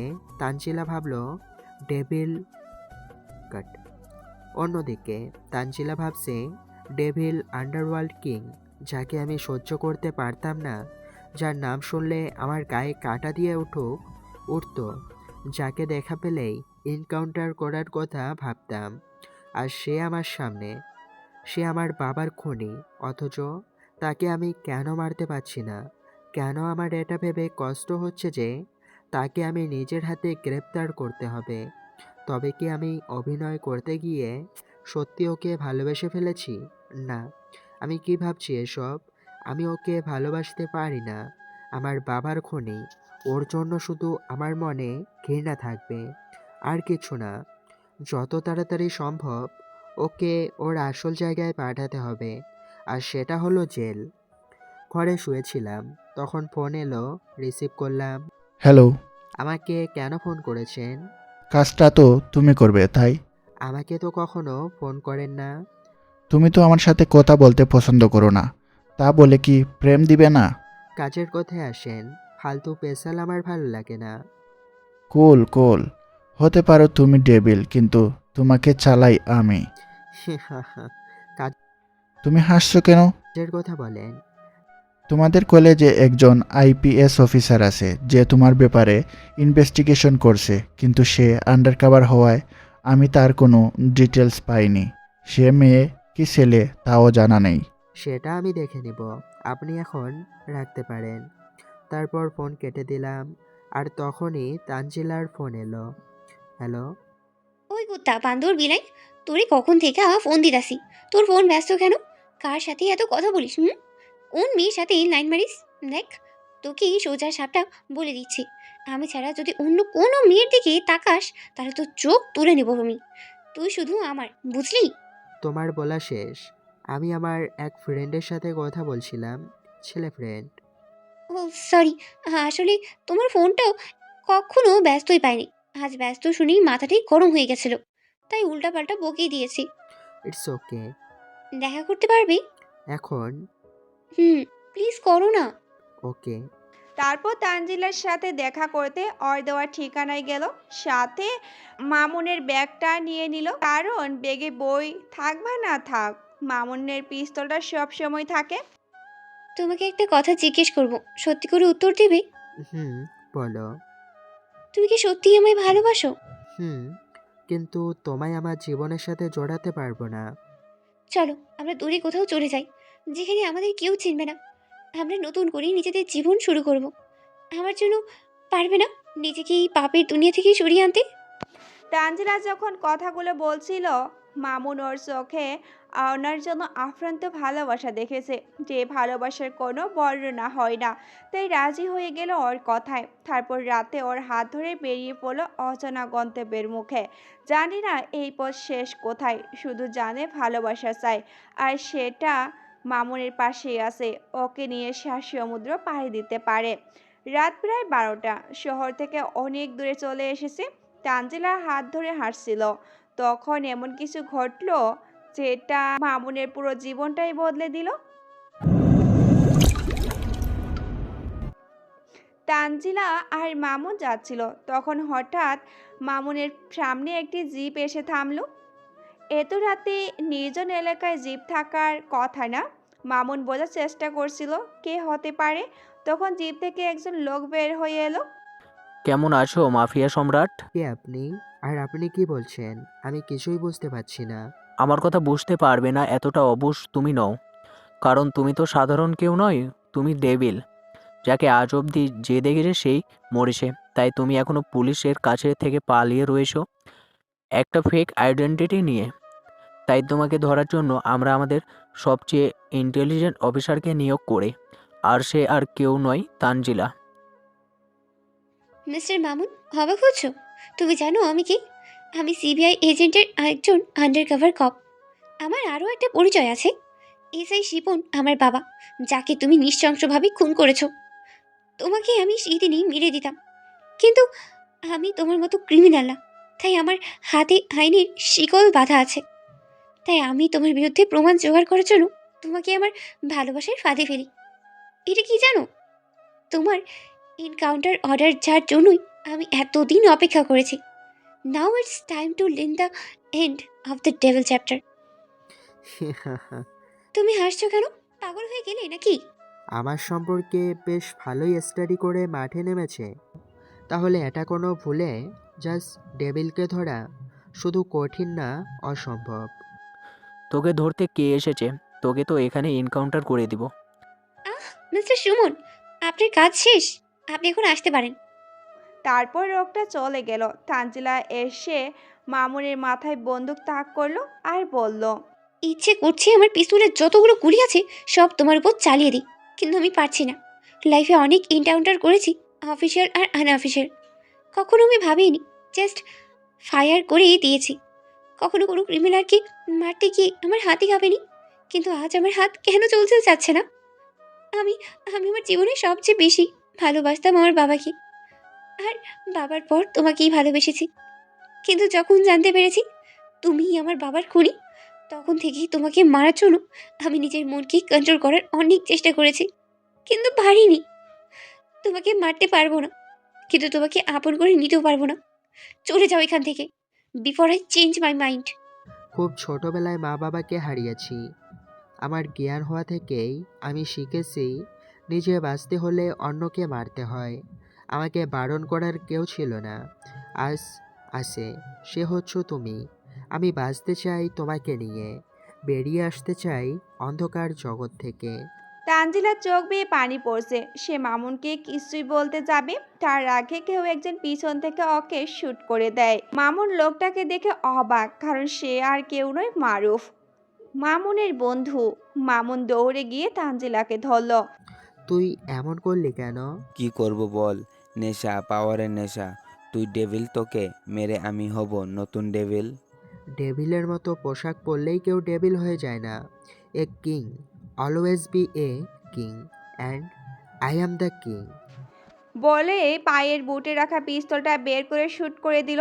গুলি গিয়ে মারুফের হাতে লাগলো। দ্বিতীয় গুলি করার আগে কেউ একজন পিছন থেকে শুট করে দিল। মামুন মাটিতে লুটিয়ে পড়ল। মামুনের নিথর দেহ মাটিতে পড়ে রইল। ওরা চলে গেল। মামুনের চোখ বন্ধ হওয়ার আগে মামুন আবছা চোখে দেখতে পেল মারুফ, ইয়াসমিন, রবিন আর মিরাজ, যাদের মামুন নিজের ভাই মনে করত, তারাই আজ মামুনের সাথে বিশ্বাসঘাতকতা করলো আর মামুন সামনেই পড়ে আছে। তানজিলার মিশ্রিত দেহে মামুনের চোখ বন্ধ হয়ে গেল। 3 বছর পর। ব্রেকিং নিউজ, আজ সকালে বিশিষ্ট ব্যবসায়ী রবিন চৌধুরী, যিনি খুব অল্প বয়সে সফলতার শিখরে পৌঁছেছেন, তার নিজ বাড়িতে তাকে খুন করা হয়েছে, খুব নৃশংসভাবে। তবে খুনি কে তা এখনও জানা যায়নি। লাশের পাশে একটি ভূতের মাস্ক পাওয়া গেছে, যা হয়তো খুনি নিজেই রেখে গেছে। তবে কি খুনি পুলিশকে ইনডাইরেক্টলি চ্যালেঞ্জ করছে? এই কেসের সকল তথ্য পেতেই সাথেই থাকুন। নিউজটা দেখে মারুফের মুখ থেকে অনিচ্ছাকৃতভাবেই চলে এলো একটি নাম। তার নাম হলো ডেভিল। তখন মারুফের ফোনে একটা কল আসে অচেনা নাম্বার থেকে। হ্যালো। হ্যালো। হ্যালো, হ্যাঁ, কে বলছেন? Hello, I am back my friend, get ready to die. 3 বছর পর হঠাৎ ডেভিলের আগমন। ডেভিলকে তো মারুফ ও তার বন্ধুরা মেরে ফেলেছিল, তাহলে ডেভিল কিভাবে ফেরত আসলো? আর এই 3 বছর সে কোথায় ছিল? আর রবিনকে সে কিভাবে মারলো? অনেক কিছু রহস্য এখনো বাকি আছে, যেটা জানতে হলে আমাদের সাথেই থাকতে হবে। এই শোনো না, প্রতিদিন ভালোবাসার নতুন নতুন গল্প পেতে ও শুনতে চাইলে আমাদের আলোর ডায়েরি চ্যানেলটি সাবস্ক্রাইব করে পাশে থাকা বেল আইকনটি বাজিয়ে দিও, কেমন? 3 বছর পর। Hey Devil, time to say you goodbye. We'll see you in hell. Alarm বেজে উঠল আর সাথে সাথে লাফ দিয়ে ঘুম থেকে উঠে বসলো মাহিন। তার মানে এতক্ষণ স্বপ্নে দেখছিল। উঠে ফ্রেশ হয়ে নিল, ফোন হাতে নিয়ে কাউসারের কল এলো। আপনারা হয়তো ভাবছেন কাউসারকে আর মাহিন কিভাবে বেঁচে আছে, গল্পের সাথে থাকুন, জানতে পারবেন। মামুন ফোন রিসিভ করলো। Hello, it's time to come back. Where? Dhaka. Flight ticket book কর আর ঢাকা বিশ্ববিদ্যালয়ে আমার অ্যাডমিশনের ব্যবস্থা কর। As your wish, and you don't need flight ticket. You will come in my private jet. Sharp 5 p.m. You will fly from America. Okay. Phone কেটে দিল। তারপর ব্রেকফাস্ট করে মাহিন ব্যাগপত্র গুছিয়ে নিয়ে হালকা রেস্ট নিল। তারপর লাঞ্চ করে বেরিয়ে পড়লো এয়ারপোর্টের দিকে। চলুন ততক্ষণে আপনাদেরকে গত 3 বছর মাহিন কোথায় ছিল আর কিভাবে বেঁচে গেল, কি করে সব বলি। সেদিন মাহিন প্রায় মৃত্যুর মুখে ছিল, আর তখনই মাহিনের সামনে একটা কালো গাড়ি এসে থামলো। সে ওখান থেকে মাহিনকে হসপিটালে নিয়ে যায়। 3 দিন পর মাহিনের জ্ঞান ফিরে যখন মাহিন নিজেকে হসপিটালে আবিষ্কার করে, তখন মাহিনের খুব অবাক হয়। মাহিন জানতে চায় কে তাকে বাঁচিয়েছে। তখন পিছন থেকে কেউ একজন বলে উঠল। আমি। মাহিন তখনই পিছনে ফিরে তাকালো। একজন মাহিনের সমবয়সী লোক, কালো কোট আর প্যান্ট পরে, দেখে মনে হয় কোনো বিজনেসম্যান হবে। আপনি কে আর আমাকে কেন বাঁচালেন? আপনি জানেন আমি কে? হা হা হা, আমি কাউসার আহমেদ, বিজনেসম্যান। বাকিটা তুমি সুস্থ হওয়ার পর জানতে পারবে। এখন রেস্ট নাও। 1 সপ্তাহ পর এখন মাহিন পুরোপুরি সুস্থ। কাউসার মাহিনকে বাইরে নিয়ে এলো ওর বাড়িতে। এবার বলুন আপনি আমাকে কেন বাঁচিয়েছেন? আর আপনাকে দেখে মনে হয় না আমার সম্পর্কে আপনার কোনো কিছু অজানা আছে। চাইল্ড মিস্টার ডেভিল, আপনার দরকার একজন বন্ধু আর আমার চাই পাওয়ার, তাই আমি আপনাকে বাঁচিয়েছি। আমি বুঝলাম না আপনার কথা। I went to be the king maker in the city. এতে আমি কি করতে পারি? অনেক কিছু। বর্তমান আন্ডারওয়ার্ল্ড কিং মারুফ, আর এই শহরের কিং মেকার হচ্ছে তার ফালতু কুত্তা শরীফ। শরীফের জন্যই মারুফ তোমাকে ট্রেস করতে পেরেছে। শরীফই তানজিলাকে তোমার কলেজে আন্ডার কভার হিসেবে অ্যাড্রপ করে, আর তানজিলাকে সামনে রেখে মারুফ তোমাকে মারার প্ল্যান করে এবং সফলও হয়ে যায়। কিন্তু ও জানতো না ওদের কেউ একজন ফলো করছে। সে হচ্ছে the youngest successful businessman Kawsar Ahmed, who wants to be the kingmaker by the place of Shafiqul Islam. এতে আমার লাভ? তোমার শত্রুকে শেষ করার জন্য আমি তোমাকে সকল প্রকার ব্যাক সাপোর্ট দেব। বিনিময়ে তুমি আমাকে পাওয়ার দেবে। এই শহরে মেয়র হতে চাই আমি। ওকে, কিন্তু আগে আমার কাজ করতে হবে। আমার মিশন শেষ হয়ে গেলেই তুমি হবে এই শহরের কিংমেকার। তারপর কাউসার মাহিনকে আমেরিকায় থাকার ব্যবস্থা করে দেয়। আর এই 3 বছর মাহিন ওখানেই ছিল। আপনার সাথে কথা বলতে বলতে মামুন এয়ারপোর্টে চলে এলো। তারপর প্লেনে করে বাংলাদেশে চলে এলো। এয়ারপোর্ট থেকে কাউসারের পাঠানো গাড়িতে করে চলে এলো বাসায়। Welcome back. তোকে যা বলেছি সেটা হয়ে গেছে। তুই বলবি আর সেটা হবে না, তা কি হয় বল? আজ রেস্ট নে, কাল সকাল থেকে ভার্সিটি যেতে পারবি। আর হ্যাঁ, তোর জন্য কাল ভার্সিটিতে একটা সারপ্রাইজ আছে। কি সারপ্রাইজ? সেটা ভার্সিটি গেলেই জানতে পারবি। আমার থাকার ব্যবস্থা ভার্সিটির হোস্টেলে কর। আমার এত বড় বাড়ি থাকতে তুই হোস্টেলে কেন থাকবি? যেটা বলছি সেটা কর। পাল্টা প্রশ্ন ডেভিল পছন্দ করে না। সরি, হয়ে যাবে। পরের দিন কলেজে গিয়ে সব ফর্মালিটি শেষ করে হোস্টেলে চলে গেল মামুন। তখন মামুনের ফোনে একটা কল আসলো। কাউসার ফোন করেছে। হ্যালো, তোকে কতবার বলেছি যখন তখন আমাকে ফোন করবে না? একটু দরকার ছিল তাই ফোন করেছি। কি দরকার? তো রুমের দরজা খুলে দেখ। কেন, কি হয়েছে? সারপ্রাইজ আছে বলেছিলাম না, দরজাটা খোল। তারপর মামুন গিয়ে দরজা খুললো। আর দরজা খুলতেই মামুন অবাক হয়ে গেল। মামুন সত্যি সারপ্রাইজড হয়ে গেল, কারণ মামুনের সামনে হৃদয় দাঁড়িয়ে আছে। কেমন আছিস দোস্ত? ভালো, তোর কি খবর? ভালো না। মারুফের ভয়ে এই ঢাকা শহরে পালিয়ে আসতে হয়েছে, কিন্তু মারুফ তাও আমার পিছু ছাড়েনি। ঢাকায়ও তো চলে এসেছে আমাদের মারার জন্য। তুই হাসছিস কেন? আমার হাসির কারণ কবে থেকে তোকে বলে দিতে হচ্ছে। আর বাকি সবাই কোথায়? সবাই আছে কাউসার সাহেবের সেফ হাউসে। তুই বস, আমি আসছি। কোথায় যাচ্ছিস? মামুন কিছু বলল না, শুধু মুচকি একটা হাসি দিয়ে বাইরে চলে গেল। তারপর কাউসারকে ফোন দিল। হ্যালো। হ্যালো। কিছু কাজ আছে। আমি জানি। তোমার বন্ধুদেরও তোমার সাথেই থাকার ব্যবস্থা করতে হবে। হয়ে যাবে। গুড, আমি রাখছি। তারপর হৃদয়কে সব বুঝিয়ে বলল। পরের দিন সকালে ঘুম ভাঙলো হৃদয়ের ডাকে। কিরে, ভার্সিটি যাবি না? ওঠ। পরে উঠে ফ্রেশ হয়ে বের হলাম কলেজের উদ্দেশ্যে। ক্লাসে যাচ্ছিল, তখন পিছন থেকে কেউ ডাক দিল। এই ক্ষেত, এদিকে আয়। মামুন এদিক ওদিক তাকিয়ে আবার হাঁটা ধরলো, তখন আবার ডাক দিল, এই সাদা শার্ট। জি, আমাকে ডাকছেন? তুই ছাড়া এখানে আর কোনো খ্যাত আছে নাকি? হুম হুম। মামুন তাদের কাছে গিয়ে বল, এই তোর নাম কি? জি, আমার নাম মোহাম্মদ আব্দুল্লাহ। আপনার?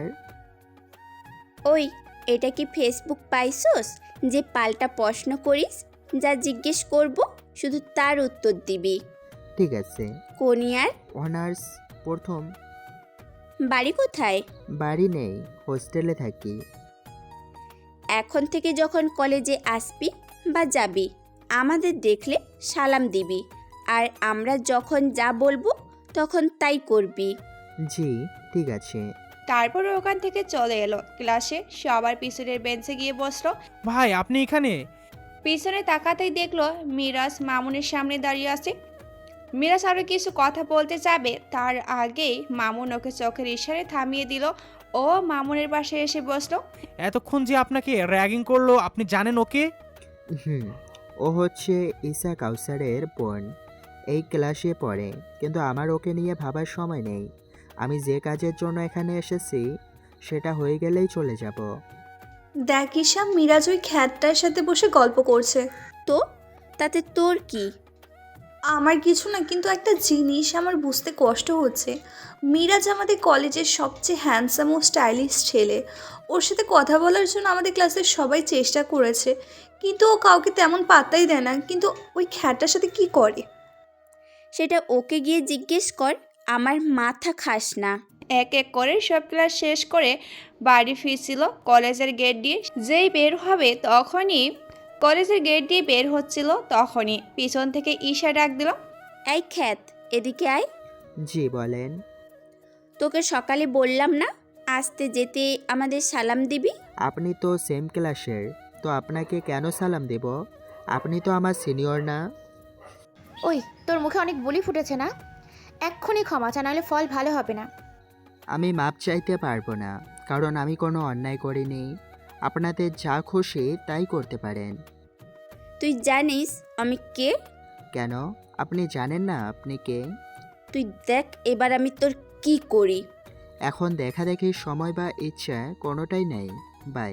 তারপর ওখান থেকে চলে আসলো। ঈশা তো রেগেই আগুন। ওখান থেকে এসে পুকুর পাড়ে একটা গাছের নিচে বসলো। এবার আপনাকে একটা ছোট্ট করে ঈশার পরিচয় দিয়ে দিই। ঈশা হচ্ছে এই গল্পের নায়িকা। তার পুরো নাম ইশারা জাহান অবন্তী, কাউসারের একমাত্র বোন। আর কাউসারকে সে তো আপনারা জানেনই, দেখতে মাশাআল্লাহ খুব সুন্দর, দুধে আলতা গায়ের রং, টানা টানা চোখ, হাসলে যেন মুক্তা ঝরে। এমনিতে খুবই ভালো, যে ওর সাথে তাল মিলিয়ে চলবে ও তাকে সব সময় গাইড করবে অন্যদের থেকে। আর যদি কেউ ওর ইগো হার্ট করে তাহলে তার আর রক্ষে নেই। রেগে গেলে ও খুব ডেঞ্জারাস হয়ে যায়। ওর সাথে ওর কিছু চামচা থাকে, বান্ধবী। তারা হচ্ছে রিনা ইসলাম, আইরিন রহমান, আশা, আয়েশা রহমান আর ইসেন্তা আক্তার, বিমিতা। প্রায় সন্ধ্যের দিকে হোস্টেলে ফিরল, ফ্রেশ হয়ে শুয়ে পড়ল, তখন কাউসারের ফোন এলো। Hello. It's time for devil. কোথায়? Hi Cole, let's meet. এখন বেরোতে পারবো না। কালকে ভার্সিটি শেষে। ওকে। তারপর উঠে খাওয়া দাওয়া করে ঘুমিয়ে পড়লো। সকালে উঠে ফ্রেশ হয়ে হালকা নাস্তা করে ভার্সিটিতে গেল। ভার্সিটির গেট দিয়ে ঢুকতে ঈশা এসে সামনে দাঁড়ালো। কাল তোকে বললাম মাপ চেয়ে নে, তুই চাইলি না। আজ দেখ তোর কি হাল করি। বলে কাকে যেন কল করলো। মামুন সেখানে আর না দাঁড়িয়ে থেকে কলেজের ক্যান্টিনে চলে আসে বসে বলো। কিছুক্ষণ পর কলেজে একটা গাড়ি এসে থামলো, পুলিশের গাড়ি। পুলিশটা এসেই ঈশার সামনে দাঁড়ালো। ঈশা হাত দিয়ে মামুনের দিকে ইশারা করে দেখালো। তখন হৃদয় আর বাকি সবাই মামুনের সাথেই ছিল। মামুন ওদের বলল, হৃদয়, এখানে যা কিছু হয়ে যাক না কেন তোরা কিছু করবি না। কিন্তু দোস্ত, যেটা বলছি সেটা কর। কাউসারকে ফোন দিয়ে আসতে বল। ওকে। পুলিশ এসে মামুনের সামনে দাঁড়ালো। মামুনকে জিজ্ঞাসা করলো, এই তুই আব্দুল্লাহ? জি। শালা দেখতে তো অনেকটা ইনোসেন্ট, মনে হয় ভাজা মাছটাও উল্টে খেতে জানো না, আর ভার্সিটি এসে সুন্দর মেয়ে দেখে টিস করো। স্যার, আপনার ভুল হচ্ছে, আমি কাউকে টিস করিনি। শালা আমার মুখের ওপর কথা বলিস? এই বলে মামুনের গালে সজোরে একটা চড় মারলো। মামুনের ঠোঁট কেটে রক্ত পড়া শুরু করলো। তারপর মামুনকে থানায় নিয়ে যাওয়া হলো। আর থানায় নিয়ে যাওয়ার পর থানায় ঢুকতেই ঈশা অবাক হয়ে গেল, কারণ মামুনদের আগে সেখানে কাউসার এসে বসে আছে। হ্যালো মিস্টার কাউসার, আপনি এখানে কেন? আমাকে একটা ফোন করলে আমি চলে যেতাম আপনার কাছে। আগে বলুন আপনি ওকে কেন থানায় এনেছেন? Eve teasing case. ও কাকে টিচ করেছে? ঈশা ম্যাডামকে।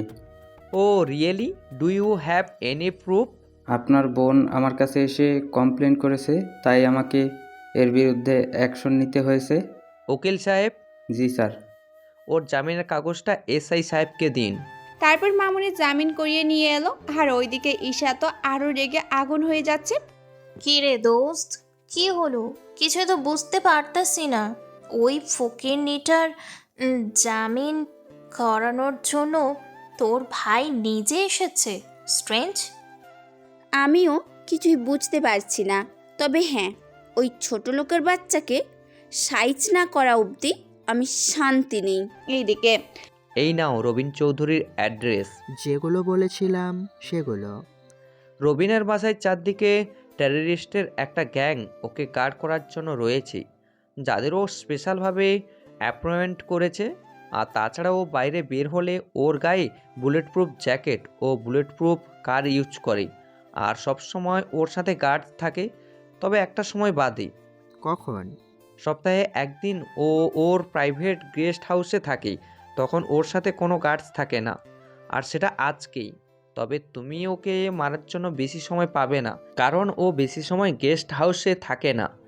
1:30 থেকে 3:30 রাতে তখন ও ওর গেস্ট হাউসে থাকে। এ সময়ের মধ্যে ওকে মারতে হবে। তুমি কি পারবে? তুমি হাসছো কেন? ওকে ভাই, তোর কথা শুনে হাসছে। কেন? আমি কি এমন বললাম হাসির মতো? কাউসার ভুলে যাস না ভাই, অস্ত্র তো জমা দিছে অনেক আগে, কিন্তু ট্রেনিং সেটা এখনো আছে। 2 ঘন্টা অনেক সময়। আমার প্রয়োজনীয় জিনিসগুলো? সব গাড়িতে রাখা আছে। ইউ মে গো নাও। ওকে। তারপর কাউসার চলে গেল। হৃদয়, রিয়াকে কল কর। তারপর হৃদয় রিয়াকে কল করলো। প্রথমে রিং হয়ে কেটে গেল। তারপর রিয়া ফোন ব্যাক করলো। হ্যালো। হ্যাঁ Riya, it is time to wake up baby. Address and plane আমার পার্সোনাল আইডিতে মেল করো। কিছু বলার আগেই বুঝে নিয়েছো? Good, that's time my lady. তারপর সবাই হোস্টেলে চলে এলো। এখন শুধু রাতের অপেক্ষা। ওইদিকে এদিকে ভাইয়া, তুমি কেন ওই ছোট লোকটাকে বাঁচালে? কে ও? ও একবার আমার প্রাণ বাঁচিয়েছে, তাই ওর প্রতি একটা দায়িত্ববোধ আমার আছে। প্রাণ বাঁচিয়েছে তো কি হয়েছে? আমার থেকে কি ওই ছোট লোকটা তোমার কাছে বেশি নাকি? জানি না, শুধু জানি ও খুব ভালো ছেলে। তুই আর ওকে কোনোভাবে হার্ম করবি না, ব্যাস। ঈশা রেগে চলে গেল ওর রুমে। রাত 3টা। রবিন রক্তাক্ত অবস্থায় সামনে বসা। আমার কাজ শেষ, আমি এখন আসি। কোথায় যাবে ডার্লিং? সবে তো তোমার কাজ শুরু। You have to stay. কিন্তু আমি থাকবো কোথায়? তোরা এই বিষয়ে পরে কথা বলিস, আগে এটার খেল খতম কর। পরে দেখে আমার খালি শরীর জ্বলতাছে, মন চাইতেছে শালারে ইচ্ছা মতো বানাই। তোর যা মন চায় তুই কর, তোর জন্য সব ফ্রি। তুই তো আমার ফ্রেন্ড না, আমার ভাই। তারপর হৃদয় রবিনকে মেরে ওর লাশের পাশে একটা ভুতুরে মাস্ক ফেলে দিল। তারপর ওখান থেকে চলে আসলো। রিয়াদ থাকার ব্যবস্থা করলো কাউসারের বাসায়, ছাদে চিলে কোঠাতে। পরের দিন সকালে মারুফ নিউজটা দেখছিল। Breaking news. গতকাল রাতে শহরে বিশিষ্ট ব্যবসায়ী রবিন চৌধুরীকে কেউ তার প্রাইভেট গেস্ট হাউসে নৃশংসভাবে কুপিয়ে হত্যা করেছে। কিন্তু অবাক করার বিষয়, খুনি কোনো রকমের প্রমাণ রাখেনি। তবে লাশের পাশে একটা ভূতের মাস্ক পাওয়া গেছে, যেটা হয়তো খুনির। পুলিশের মন্তব্য, খুব শীঘ্রই খুনি ধরা পড়বে। আপাতত এতটুকুই, বাকি জানতে সাথেই থাকুন। নিউজ দেখে মারুফের মুখ থেকে অনিচ্ছাকৃতই বের হয়ে এলো টেবিল। আর তখনই মারুফের ফোনে কল এলো। মারুফ ফোন রিসিভ করতে যা শুনতে পেল তা শোনার জন্য মারুফ মোটেও প্রস্তুত ছিল না। হ্যালো, কেমন আছিস? কে আপনি? এত তাড়াতাড়ি আমাকে কিভাবে ভুলে গেলি? মানে কে আপনি? Devil? Yes my dear friend, thinking for the devil, and the devil is here. অনেক আরাম করছিস, এবার একটু গেম খেলা যাক, কি বলিস? গেম? কিসের গেম? মৃত্যুর game, do or die. Time limits 5 days। আমার শিকার 5 জন। কখন কাকে কিভাবে মারব না তুই জানিস আর না আমি। ওরা তোর সঙ্গী, তুই চাইবি ওদের বাঁচাতে আর আমি মারতে, কারণ যে তোর সঙ্গী সে আমার দুশ্মন। ওদের না বাঁচালে তোর জন্য বিপদ, কারণ আমি যত ওদের কাছে এগোবো মৃত্যু ততই তোর কাছে আসবে। Stop me if you can, the game is on and your time start now. Tick tick tick tick tick. Hello devil. আমি ফোন কেটে দিলাম। আমরা তো জানি না ওরা কোথায় আছে, তাহলে ওদের মারবো কিভাবে? শফিক আর ওই এসআই, তাদের কি করবি? Everyone have to die. তুমি ওকে চ্যালেঞ্জ কেন করলে? ও তো এখন সাবধান হয়ে যাবে। সেটাই তো আমি চাই। মানে? When devil is on action, don't show and reaction to what is say. Okay. Hriday, বল। শফিককে ফোন কর। তারপর শফিককে ফোন করলো। ফোন রিসিভ করার পর, হ্যালো। শফিক, মারুফের সাথে থেকে অনেক উড়েছিস, এখন সময় হয়ে গেছে তোর ডানা ছেড়ে দেওয়ার। কে তুই? আর তুই জানিস তুই কার সাথে কথা বলছিস? কথা যখন বলছি তখন জেনেই বলছি। এখন প্রশ্ন হচ্ছে, তুই কি জানিস তুই কার সাথে কথা বলছিস? তুই যে হোস নিজের ভালো চাস তো মাপ চা আমার কাছে, নইলে তোকে জেলের ভাত খাইয়ে ছাড়বো। ডেভিলকে আটকে রাখতে পারে এমন পুলিশ আর এমন জেল এখনো তৈরি হয়নি। ডেভিল?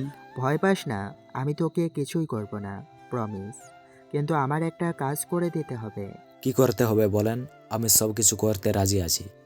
যেভাবে আমার পিছে থেকে আমাকে ছুরি মেরেছিলি ঠিক সেভাবেই মারুফকে মারতে হবে, না হলে তোকে মরতে হবে।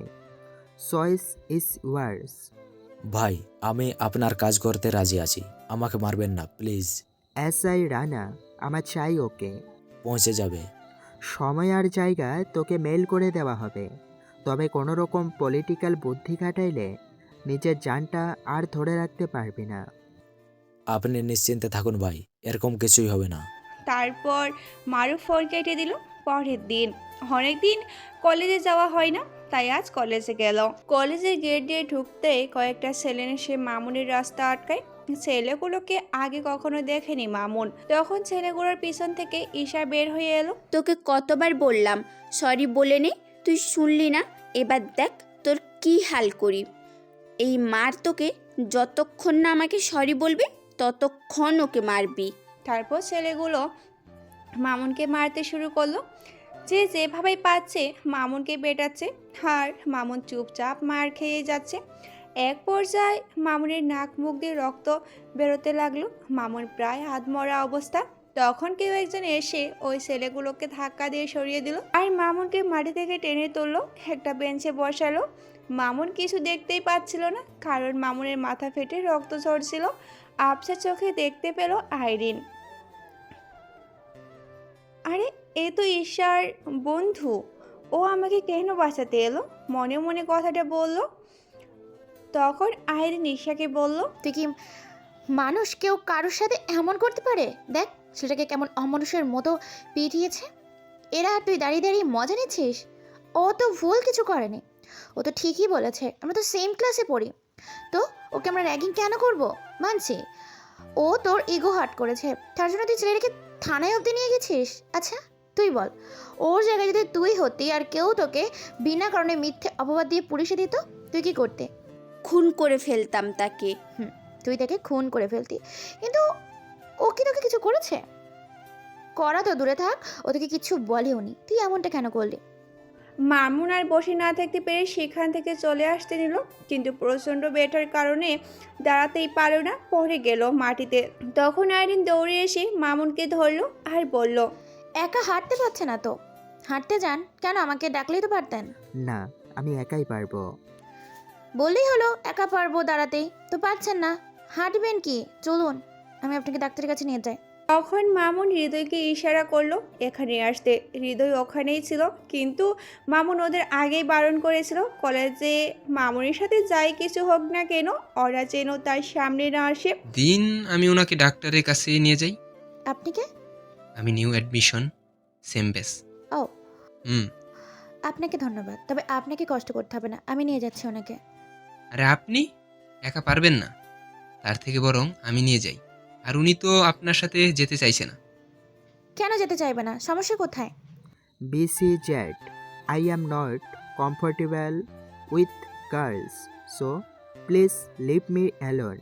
হৃদয় বুঝতে পেরে সাথে সাথেই মামুনের কানে কানে বলল, আব্দুল্লাহ, কি করছিস তুই? শান্ত হ। রাগে আমার চোখ রক্তবর্ণ ধারণ করেছে। আমি আবার স্বাভাবিক হওয়ার চেষ্টা করলাম আর আইরিনকে বললাম, সরি, আসলে আমি মেয়েদের থেকে সবসময় দূরে থাকতে পছন্দ করি। আইরিন কিছু বলবে তার আগেই হৃদয় বলল, দেখুন, এখানে দাঁড়িয়ে কথা বলে সময় নষ্ট করার কোনো মানেই হয় না। আমার মনে হয় ওনাকে তাড়াতাড়ি ডাক্তারের কাছে নিয়ে যাওয়াই উচিত। এরপর হৃদয় আর মামুন সেখান থেকে চলে এলো। কলেজ থেকে বেরিয়ে কিছু দূর রিক্সা করে আসার পর রিক্সা থেকে নেমে মামুন গাড়িতে উঠে বসলো। তারপর হৃদয়কে বলল লেকের কাছে নিয়ে যেতে। কিন্তু তোর এখন ডাক্তারের কাছে যাওয়া উচিত। যা বলছি তাই কর, আর শফিককে ফোন করে বল এসআইকে লেকের পাশে পোড়া বাড়িতে পাঠাতে। কিছুক্ষণ পর তারা সবাই সেখানে পৌঁছালো। তারপর এসআই রানাই থানায় বসে সেদিনের ঘটনাটা নিয়ে একটু চিন্তা ভাবনা করছিল। কে এই খেত ছেলেটা যার জামিনের জন্য কাউসার সাহেবের মতো বড় ব্যক্তি থানায় এলো? রানা এসব ভাবছিল, হঠাৎ ফোনের আওয়াজে তার ভাবনার সেট ঘটলো। ফোন হাতে নিয়ে দেখে শফিক সাহেবের ফোন। ফোনটা রিসিভ করলো। Hello sir. হ্যালো। স্যার, অসময় কি মনে করে? Any problem? হ্যাঁ, একটা ইম্পর্ট্যান্ট মিশন। তোমাকে বিশ্বাস করা যায়, অন্য কাউকে দিয়ে ভরসা পাচ্ছি না। ওকে স্যার, কি করতে হবে বলেন। তোমাকে একটা অ্যাড্রেস টেক্সট করছি, এই অ্যাড্রেসে চলে যাও। সেখানে আমার লোকেরা ডেভিলকে ধরে আটকে রেখেছে। You go and finish that bloody rascal. কিন্তু স্যার, একটা কথা জানার ছিল, যদি অনুমতি দেন তো একটা কথা জিজ্ঞেস করতে পারি? শিওর। ডেভিলকে তো 4 বছর আগে বর্তমান আন্ডারওয়ার্ল্ড কিং মারুফ মেরে ফেলেছিল, তাহলে নতুন করে এই ডেভিলের আগমন কিভাবে? ডেভিলের মানে জানো? স্যার, ডেভিলের অর্থ কি জানো? জি স্যার, ডেভিল অর্থ শয়তান। তাহলে তো জানো, শয়তানকে মারতে হলে তার থেকেও বড় শয়তান হতে হয়, যেটা মারুফ এখনও হতে পারেনি। ডেভিল একজন মাইন্ড গেমার, সে তার শিকারকে নিয়ে খেলতে ভালোবাসে। ডেভিলের ডিকশনারিতে সেকেন্ড চান্স বলতে কোনো কথা নেই। তাকে মারতে হলে প্রথম চান্সেই মারতে হবে, যেটা মারুফ করতে পারেনি। আর এখন ডেভিল আগের থেকেও বেশি হিংস্র হয়ে ফিরেছে। তাকে আটকানো এখন অনেক মুশকিল। স্যার, মুশকিল কিন্তু অসম্ভব নয়। ওকে আমি আটকাবো। মারুফ যে ভুল করেছে আমি সেটা করব না। আমি ওকে সেকেন্ড চান্স দেব না। তারপর রানা ফোন রেখে দিল এবং শফিক সাহেবের দেওয়া ঠিকানায় পৌঁছালো। তারপর ধীরে ধীরে ভাঙা বাড়িতে ঢুকলো এবং ঢুকেই যা দেখলো তার জন্য সে মোটেও প্রস্তুত ছিল না। সে দেখতে পেল একটা চেয়ারে রক্তাক্ত অবস্থায় একজন লোকের হাত পা বেঁধে মাটিতে ফেলে রাখা হয়েছে। সে কৌতূহলের সাথে তার মুখ দেখার জন্য সামনে এগিয়ে যায় এবং তার মুখ দেখেই ছিটকে এক হাত দূরে চলে যায়, কারণ চেয়ারে বসে লোকটা আব্দুল্লাহ ছিল। রানা দেখেই বুঝতে পারলো খুব নৃশংসভাবে কেউ পেটিয়েছে, যার কারণে পুরো শরীরে রক্ত লাল হয়ে গেছে। সে যেন পুরো বাকরুদ্ধ হয়ে গেছে এই অবস্থা দেখে। স্যার, আমাকে বাঁচান স্যার, ওরা আমাকে মেরে ফেলবে। মামুনের কথায় তার হুঁশ ফিরল। তোমার এই অবস্থা কে করেছে? কারা তোমাকে মারতে চায়? ডেভিল। ডেভিল? কিন্তু ডেভিল তোমাকে কেন মারতে চায়? ডেভিল আপনাকে মারতে চায়, আর আমি সেটা জেনে গেছি। আমি আপনাকে সব জানানোর জন্য থানায় যাচ্ছিলাম, আর তখনই কিছু লোক আমাকে এখানে তুলে নিয়ে আসে আর আমাকে অনেক মারধর করে, এখানে বেঁধে রেখে চলে যায়। আর তাদের মধ্যে একজন মেয়র শফিক সাহেবকে ফোন করে বলে এখানে ডেভিলকে বেঁধে রাখা হয়েছে। কিন্তু ওরা এমন কেন করবে?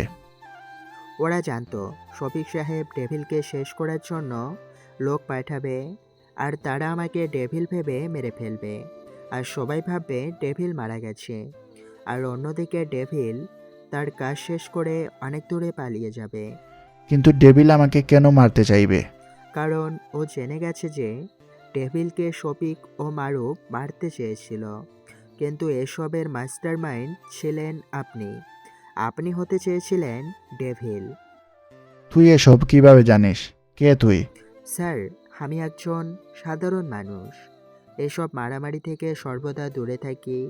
এসব আমি ডেভিলকে বলতে শুনেছি, তাই আপনাকে বললাম। আমাকে বাঁচান স্যার, না হলে ওরা আমাকে মেরে ফেলবে। প্লিজ স্যার, আমাকে বাঁচান। ওকে ওকে, কুল ডাউন। তোমার কিচ্ছু হবে না, তুমি ভয় পেও না। তুমি ওদের কাউকে চিনতে পেরেছো? আগে কখনো দেখেছো ওদের? না স্যার, ওরা সবাই ভূতের মাস্ক পরেছিল। আমি কারোর মুখ দেখতে পাইনি। ওকে ঠিক আছে, তুমি ভয় পেও না। তোমার নিরাপত্তা দায়িত্ব আমার। তুমি নিশ্চিন্ত থাকো, কেউ তোমাকে কিছু করতে পারবে না। এখন চলো আমার সাথে। কোথায়? ভয় পেও না, তোমাকে থানায় নিব না। আপাতত তোমাকে হসপিটালে নিয়ে যেতে হবে, অনেক আঘাত পেয়েছো। তারপর মামুনকে হসপিটালে নিয়ে গেল, আর মামুনের সিকিউরিটির জন্য 2 জন কনস্টেবলকে পাহারা রেখে গেল। ঠিক যেমন প্ল্যান করেছি তেমনটাই হচ্ছে। The game is start now. মনে মনে বললাম, আর একটা শয়তানি হাসি দিয়ে না। Mission dark war start. হৃদয়কে টেক্সট করে দিলাম, সাথে সাথে রিপ্লাই এলো। What next? তুই চাইলে রানাকে ওখানেই মেরে দিতে পারতি।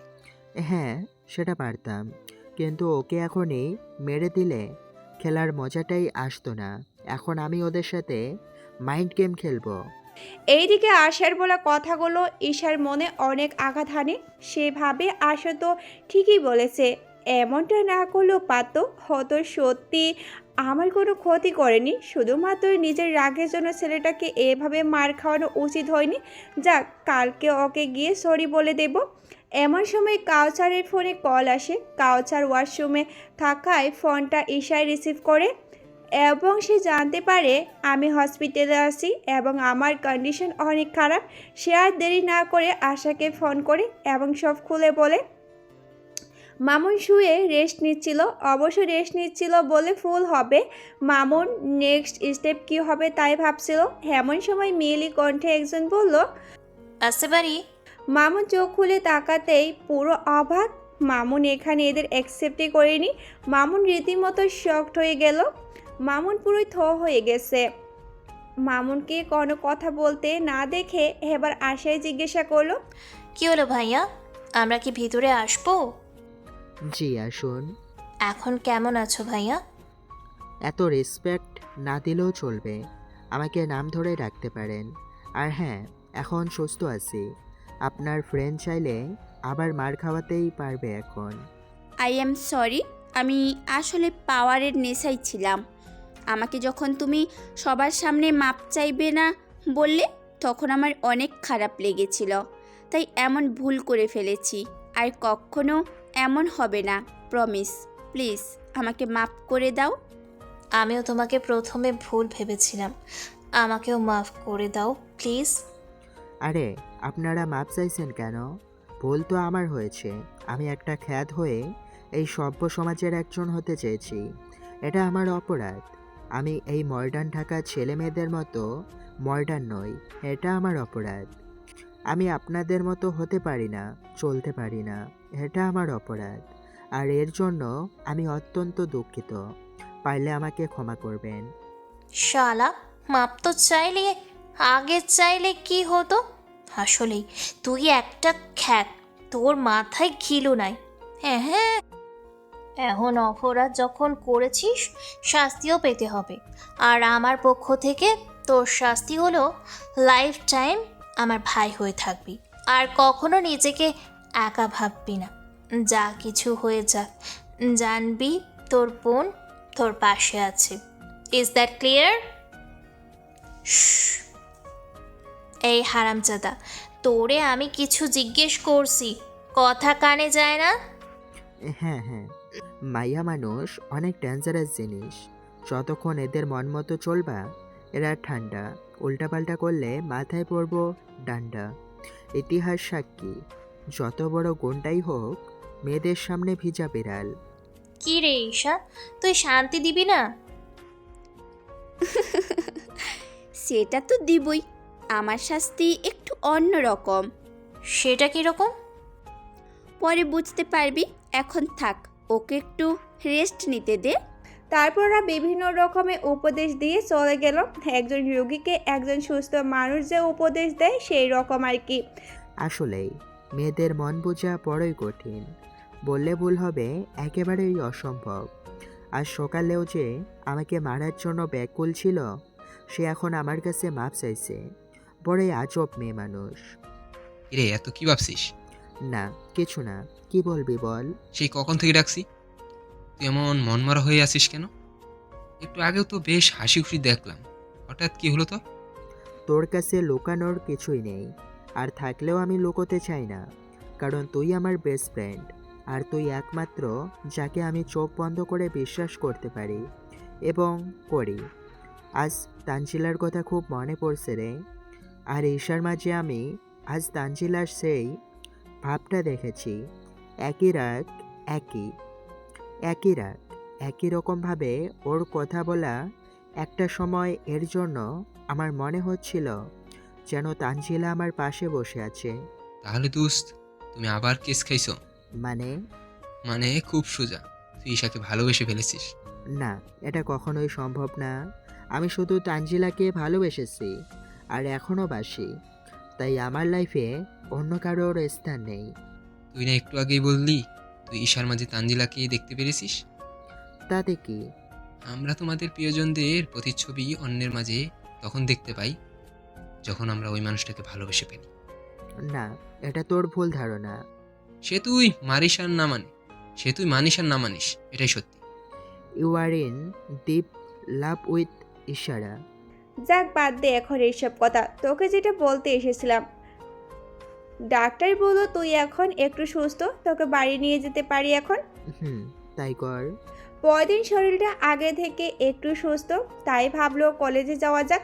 ফ্রেশ হয়ে নাস্তা করে কলেজে গেল। সবাই মামুনকে দেখে অবাক হয়ে তাকিয়ে আসে। অবশ্য অবাক হওয়াটাই স্বাভাবিক, কালকে তো মার খাওয়ার পর আজকে কলেজে আসার কথাই না, তাই সবাই অবাক। মামুন সেদিকে নজর না দিয়ে একটা গাছের নিচে গিয়ে বসলো। মামুনকে দেখে ঈশাও আসলো। হাই। আসসালামু আলাইকুম। দেখতেই তো পাচ্ছেন। আসসালামু আলাইকুম, কেমন আছো? দেখতেই তো পাচ্ছেন, আবার জিজ্ঞেস করার কি আছে? এখনো রেগে আছো? আচ্ছা যাক, ব্যাপার না, তোমার রাগ করা যাইজ আছে। আমরা কি বন্ধু হতে পারি? না, আমি মেয়েদের সাথে ফ্রেন্ডশিপ করি না। তোমার এত অ্যাটিটিউড কেন? হ্যাঁ, কারণ আমি খ্যাত, আর আপনি স্মার্ট। খ্যাত আর স্মার্টের বন্ধুত্ব কখনোই হয় না। ঈশা কিছু বলতে যাবে তার আগেই মামুন সেখান থেকে চলে আসলো। ক্লাসে ঢুকবো এমন সময় মামুনের ফোনটা বেজে উঠলো। ফোন বের করে দেখে শফিক সাহেবের ফোন। রিসিভ করলো, আর ফোন রিসিভ করার পর শফিক সাহেব যা বললো তা শোনার পর মামুনের আর ক্লাস করা হলো না। তোমাকে মারার জন্য মারুফ একজন কন্ট্রাক্ট কিলারকে সুপারি দিয়েছে। তার লোকেরা এতক্ষণে হয়তো তোমার কলেজে পৌঁছে গেছে। এখন তুমি কিভাবে নিজের পরিচয় গোপন করবে আর কিভাবে নিজেকে বাঁচাবে, এটা তোমার কাজ। আমার কাজ আমি করে দিয়েছি। এদের আমি দেখে নিচ্ছি, তুই কন্ট্যাক্ট কিলারের খোঁজ লাগা। ওকে। আমি ফোন রেখে ক্যাম্পাসে গেলাম। তারপর হৃদয়কে সব বললাম এবং কি করতে হবে সেটাও বললাম। Guys, let's start the game. Okay. তারপর মিরাজ কলেজের মাঠে এসে বলল, হ্যালো এভরিওয়ান, পড়ালেখা তো সবসময় করি, মাঝে মাঝে একটু এন্টারটেইনমেন্টেরও দরকার, তাই আজকে এখন আমরা একটা গেম খেলবো। কি গেম? প্রথমে কলেজের সবাই বাইরে যাবে, শুধু আব্দুল্লাহ, আমি, হৃদয়, মুন্না, আশা এবং ঈশা থাকবো কলেজে। দুজন হৃদয় আর মুন্না থাকবে কলেজ গেটে। আর আমরা যখন গেম স্টার্ট করব তখন সবাই এক এক করে কলেজে প্রবেশ করবে, আর মুন্না আর হৃদয় সবাইকে একটা করে মার্কস দেবে। সবাই সেটা পরে প্লেগ্রাউন্ডে আসবে। আমি আর আব্দুল্লাহ পুরো কলেজের যে কোনো জায়গায় লুকাতে পারি। ঈশা, আশা, মুন্না, হৃদয়, তোদের কাজ শুরু এইখানে। সবাই যখন প্লেগ্রাউন্ডে পৌঁছে যাবে তোদের তখন আমাদের খুঁজে বের করতে হবে 10 মিনিটের মধ্যে। যে বের করতে পারবে সে হবে বিজয়ী, আর বিজয়ীজন আবদুল্লাহের কাছে যা চাইবে তাই পাবে। আর ফ্রেন্ডস, তোমাদের কাজ হচ্ছে ওদের আটকানো, ওরা যাতে টাইমের মধ্যে আমাদের খুঁজতে না পারে। It's that clear friends? Yes. Are you ready for this game? Yes. I can not hear you speak loudly. Yes. Okay friends, let's start the game. ভাই, সব প্ল্যান অনুযায়ী চলতেছে। হৃদয়, এখন তোর পালা। ইয়েস। আমি আর মিরাজ কলেজের পিছনের জঙ্গলে চলে গেলাম। তারপর প্ল্যান অনুযায়ী মামুনকে যারা মারতে এসেছিল সবাই জঙ্গলে এলো, আর মামুন আর মিরাজ তাদেরকে মেরে ফেললো। আর শফিক সাহেবকে ফোন করে বলল লোক পাঠিয়ে লাশগুলোর ব্যবস্থা করতে। মামুন আর মিরাজ লাইব্রেরিতে গিয়ে বসলো। তারপর গেম অনুযায়ী সবাই মামুনদের খুঁজতে লাগলো। কেউ খুঁজে পায়নি মামুনদের, শুধু ঈশা খুঁজে পেয়েছে। হ্যাঁ গাইস, এখানে বসে কি করছো? তুমি এখানে এত তাড়াতাড়ি কিভাবে? ও কামান, তোমার এই ফ্রেন্ডকে খুঁজতে জাস্ট একটু ব্রেন থাকলেই চলে। তাও কিভাবে বুঝলো আমরা লাইব্রেরিতে আছি? সিম্পল, তোমার ওই খ্যাতমার্কা ফ্রেন্ডের তো একটাই গপ, আর সেটা তো বই। তাই আমি জানি সে গেমের মধ্যে ও তার গফরে ছাড়বে না। তাই 7-5 না ভেবে সোজা লাইব্রেরিতে চলে এলাম, আর জিতেও গেলাম। প্রাইস দাও এখন। আরে চিল, আর গেম তো শেষ হোক তো দাও, যদি অন্য কাউকে খুঁজে পায়। সেটা আর হচ্ছে না, আমি কাউকে জিততে দিব না। কিভাবে? এভাবে। ওটা কি হচ্ছে? গেট কেন বন্ধ করে দিলে? সময় হলে খুলে দিব, ততক্ষণ এনজয় করো। তারপর গেমের সময় শেষ হয়ে গেল। ঈশা এসে গেট খুলে দিল। So guys, have you enjoyed the game? Yes. Okay, এখন আমি এই গেমের বিজয়ী নামের ঘোষণা করা হবে। অ্যান্ড দ্য উইনার ইজ ইশারা জাহান অবন্তী। ঈশা, এখন তুমি যে কোনো একটা জিনিস চাইতে পারো আবদুল্লার কাছে। যা চাইবো তাই দেবে? যা চাওয়ার ভূমিকা না করে চেয়ে নিন। কুল বস, রাগো কেন? ওকে, তাহলে তুমি আমাকে আমাকে আমাকে তারপর কিছু বলবেন নাকি? আমাকে আমাকে মারবেন? আমাকে ফ্রেন্ড বানাবে তোমার? কিন্তু কোনো কিন্তু নয়, আমি গেম জিতে গেছি, আর কথা অনুযায়ী আমি যা চাইবো তাই পাবো। ওকে। তারপর সবাই ক্লাস করে চলে এলো বাসায়। বিকেলে ছাদে গিয়ে একটা সিগারেট জ্বালালো। তখন শফিক সাহেবের ফোন এলো। হ্যালো, মেটার বল। কিলারের অ্যাড্রেস পাওয়া গেছে। টেক্সট কর আমাকে। ওকে। রাতে শফিকের দেওয়া অ্যাড্রেসে চলে গেল মামুন, আর সেখানে গিয়ে কিলারকে দেখার পর মামুনের মাথায় আকাশ ভেঙে পড়ল। নেক্সট পার্টের জন্য অপেক্ষা করে, আগামীকাল আসবে। আর আপনারা তানজিলাকে নিয়ে কিছু কমেন্ট করে যাবেন। ধন্যবাদ সবাইকে।